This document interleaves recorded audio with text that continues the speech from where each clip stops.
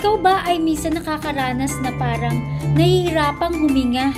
Na parang naninigas na rin yung mga kamay mo, na tumitikom siyang unti-unti na ganyan, parang naninigas nga. At mabigat yung dibdib na akala mo inaatake ka na sa puso. At minsan ay nangingimay pa ang mga kalamnan.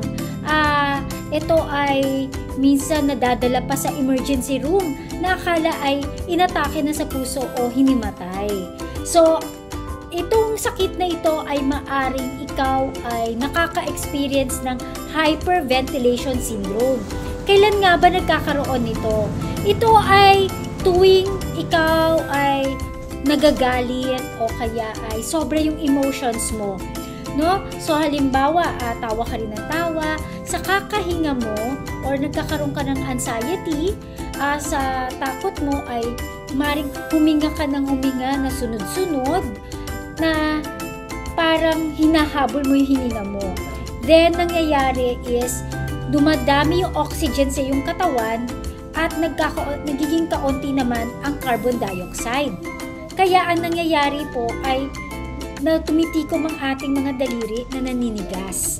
Ano ang pwedeng gawin? Kumuha ng supot ng tinapay. Ito yung common natin na brown bag. And then, ay buksan. Kailangan walang mga butas. Ito ay inyong ilalagay sa inyong bibig.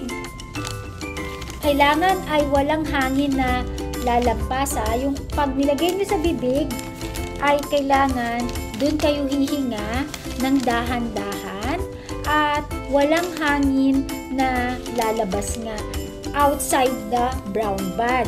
So, halimbawa, ilalagay mo ganyan, hihinga ka, inhale, and then exhale ng dahan-dahan. Inhale, exhale. Kailangan dahan-dahan kasi kung magiging sunod-sunod rin naman ay maninigas ka pa rin. So, ayan po ang isang tip kapag kayo ay nakakaranas ng hyperventilation syndrome.